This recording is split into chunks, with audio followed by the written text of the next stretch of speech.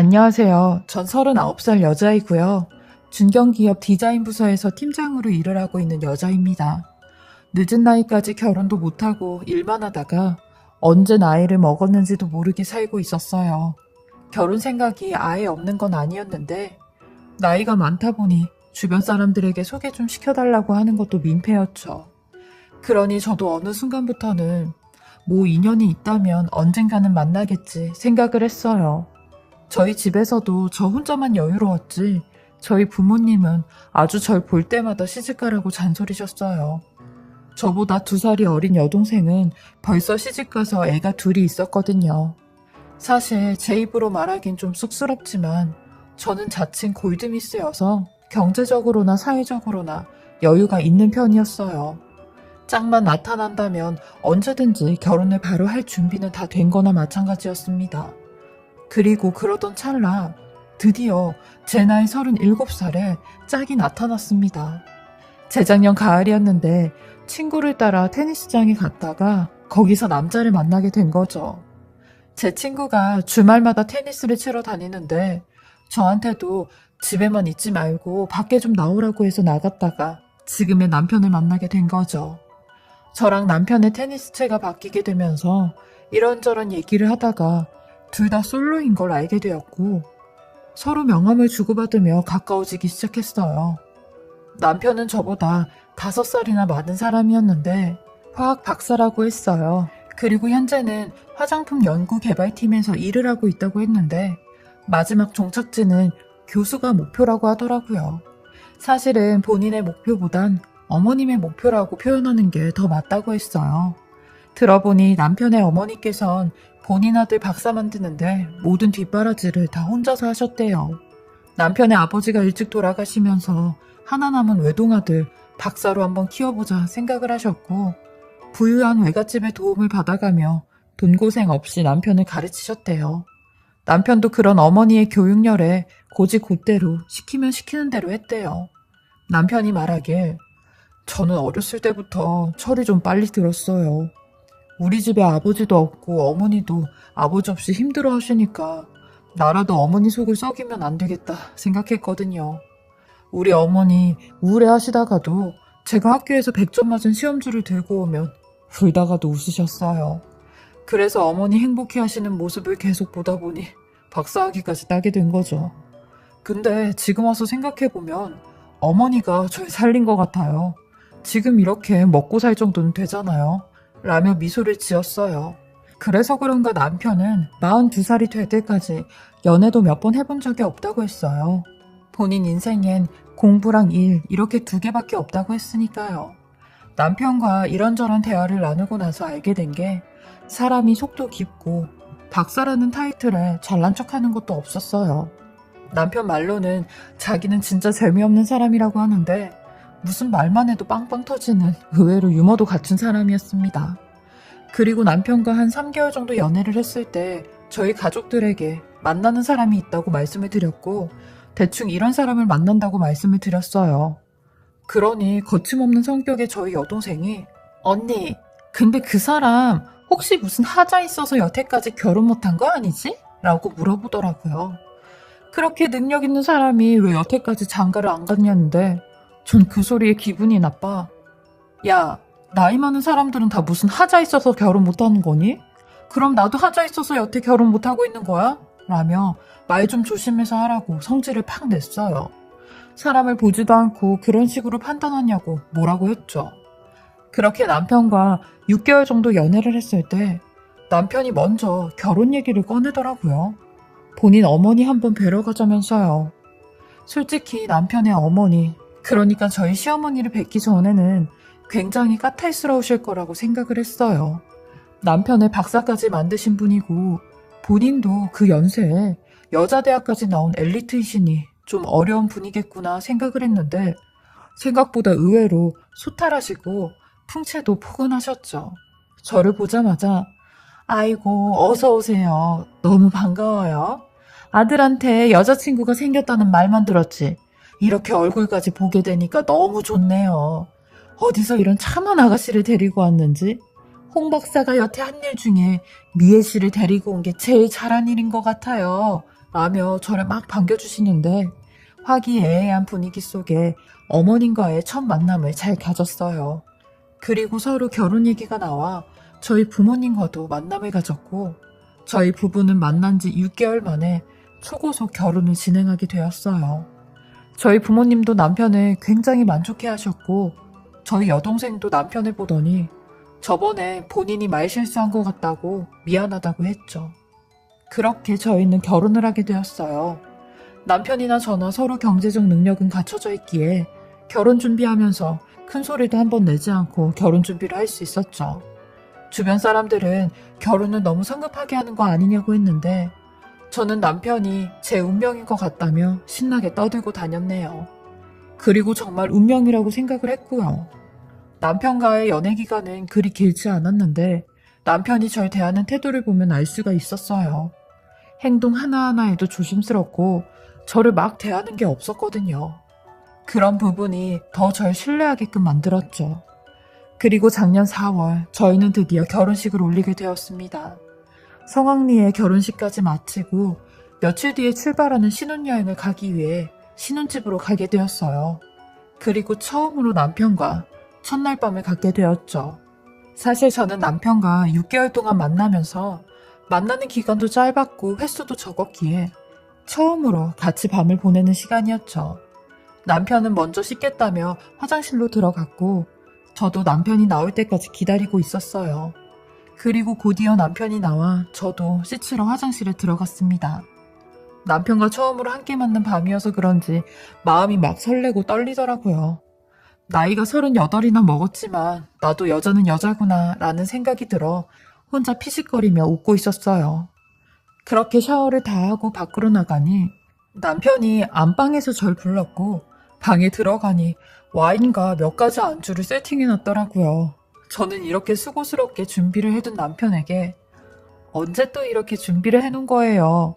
근데 침대에서 마시면 불편하니까 우리 밖에서 먹고 들어와요 라고 하니 약간 당황을 하는 목소리로 그냥 방에서 간단하게 한 잔 마시려고 했지 긴장도 좀 풀 겸 해서 그러니까 그냥 여기서 마시자 하는데 귀엽고 방에서 마시자고 하는 남편의 성화에 그럼 뭐 알겠다며 그러자고 했어요.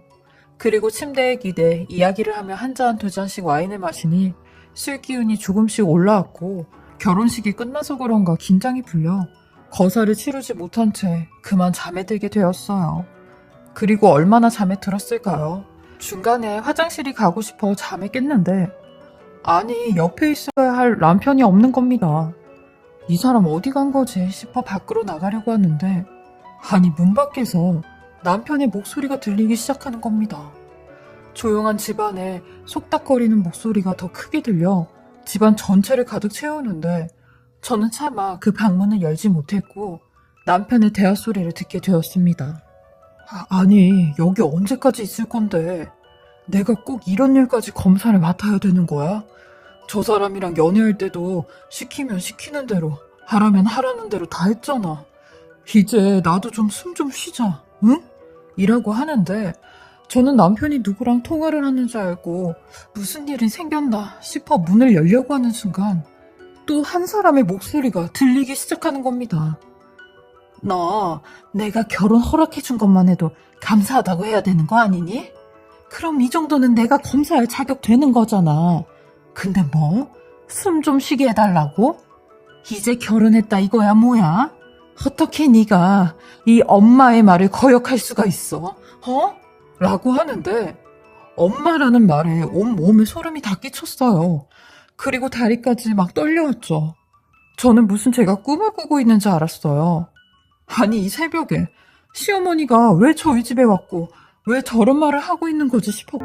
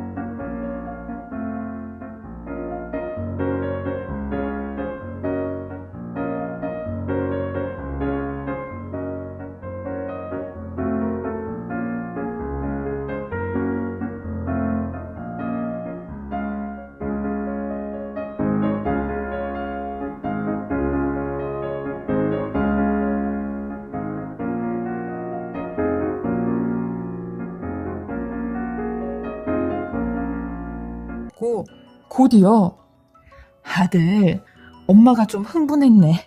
화내서 미안해. 그러니까 엄마 이번에 딱 한 번만 확인하고 이제 두 번 다시는 확인한다 소리 안 할게. 엄마는 여태까지 살면서 우리 아들이 뭘 하든 다 지켜봤잖아. 그러니까 이번 한 번만 엄마 말 듣자 라고 하는데 남편이 오늘은 미애씨 잠들었으니까 일단 돌아가. 나도 오늘은 좀 피곤해서 안 되겠어 라고 하는데 지금 저 얘기가 누가 들어도 저희 부부를 지켜보겠다는 그런 말인데 저는 참다 지금 이게 무슨 상황인지 내 눈으로 확인해야겠다 싶었고 문 밖으로 나가니 세상에 남편과 시어머니 둘이 손을 꼭 붙잡고 있는 겁니다. 제 모습에 기겁을 하는 남편과 무덤덤이 절 쳐다보는 시어머니가 있는데 시어머니의 그 무표정에 더 소름이 끼쳤어요. 저는 그 두 사람에게 지금 뭐하고 있는 거냐고 둘이 나눈 얘기가 지금 뭔 소리냐고 혼자 난리를 쳤죠. 그러니 남편은 어버버하며 자기 엄마만 쳐다보고 있고 시어머니는 절 있는 대로 노려보시는데 제가 알고 있던 시어머니와는 180도 다른 모습의 사람이었어요. 그러면서 얘, 이게 지금 동네 떠나갈 듯이 소리를 지를 일이니? 아니 내가 네 시애미로서 아들네 집에도 못 오니? 라고 하시는데 지금 누가 그걸 말하는 거냐고 했어요. 그게 중요한 게 아니라 둘이 나눈 대화가 이게 다 무슨 말이냐고 했죠. 확인하는 건 무슨 소리고 이번 한 번만 본다는 건 뭔 소리냐고 하니 내가 애미로서 그거 볼 권리도 없냐? 얘는 내 소유지 네 소유가 아니야 라고 하는데 전 순간 이건 뭔가 잘못됐다라는 생각이 들었고 남편에게 빨리 시어머니 내쫓으라고 했어요. 당신이 안 하면 내가 한다고 하니 본인 엄마한테 사정을 하며 제발 나가달라고 하는 겁니다. 그렇게 한참 동안 실랑이를 하고 나니 그제서야 나갔고 남편은 당신이 생각하는 그런 거 아니라며 오해라고 하는데 저는 그 길로 짐 싸들고 집에 간다며 나왔어요. 그러니 남편은 자기 엄마가 약간 집착이 있다며 이제 당신하고 살면서 엄마랑도 서서히 거리를 둘 거라고 하는데 이게 지금 거리를 둬서 될 일이냐고 난리를 쳤어요. 당신한테 완전히 속은 것 같다고 하며 집을 나왔죠. 그리고 차에 올라타 이걸 어떻게 해야 되나 쉬는 첫날 밤에 이게 무슨 일이지 하던 찰나 시어머니한테 전화가 와 세아가 내가 우리 아들 장가 보내고 마음이 좀 울적해서 그런 짓을 한 것 같아 라며 두 번 다시 그런 일 없을 테니까 빨리 집에 들어가라고 우리 아들 혼자 불안해하고 있다고 하는데 그 말에 더 정내미가 떨어져 그 길로 바로 친정집에 내려갔어요. 어차피 혼인신고도 안 했고 사람들한테 손가락질 받는 건 한순간이라고 생각했죠. 그 손가락질이 무서워 내 인생을 저 사람들에게 바칠 순 없다고 생각해 그 사람과의 연을 끊기로 마음먹었습니다. 첫날 밤에 이게 다 무슨 일인가 싶었죠. 되려 하늘이 도와 이 정도에서 끝낸다 생각을 했어요. 전 그렇게 집 문제랑 이것저것 해결해야 될 게 있어서 그 사람과 만나야 될 일이 몇 번 있었는데 하도 이 사람이 저를 안 만나주려고 해서 제가 무작정 이 사람의 회사 근처로 찾아가게 되었어요. 그렇게 그 사람 회사 근처 카페에서 자주 만나게 되었는데 제가 몇 번씩 그 카페를 들락날락거리니 그 카페 사장 아주머니께서 제게 긴히 할 얘기가 있다고 하시는 겁니다. 그렇게 저는 또 한 번의 충격적인 사실을 듣게 되었는데 이 사람 알고 보니 전에도 몇 번이나 이런 적이 있었다네요. 그때도 어떤 여자랑 그 여자의 엄마까지 와서 대판 싸우고 갔다는데 시어머니라는 사람을 언급하며 완전히 정신병자라고 어떻게 신혼 첫날 밤 신혼여행지까지 와서 그러고 지켜볼 수가 있냐고 니네 모자 고소한다고 난리를 치고 갔다는 겁니다. 그러면서 저한테 아가씨 제가 동생 같고 딸 같아서 하는 말인데 그 남자랑 시작을 하는 건지 끝을 내는 건지 모르겠는데 끝을 내는 거면 단숨에 끝내세요. 제가 여기 회사 밑에서 카페를 12년 정도 했는데 저 남자 엄마라는 사람 보통 제정신이 아닌 사람이에요. 저 남자 입사하고 1, 2년 동안은 매일같이 같이 출근하고 우리 커피숍에서 하루 종일 있다가 같이 퇴근했던 사람이라니까요. 근데 기어코 몇 년 전에 그런 일이 생기더만 아가씨랑도 무슨 일이 생긴 것 같은데 얼른 끝을 내세요 라며 조심스럽게 말씀을 하시더라고요. 그 말을 듣고 돌아가는데 제 자신이 너무 한심했어요. 뭐가 그렇게 급했다고. 이미 늦은 나이에 조금 더 잘 알아보고 결혼을 할 걸. 동생의 말을 들을 걸. 후회가 밀밀듯이 밀려왔어요. 하지만 한편으론 이런 사이코 같은 두 모자에게 하루빨리 벗어나게 되어 천만다행으로 생각하며 위안을 삼고 있죠. 지금은 그 사람과 끝낸 지 1년 정도 되어 가는데요. 아직까지도 후유증이 남아 힘이 드네요.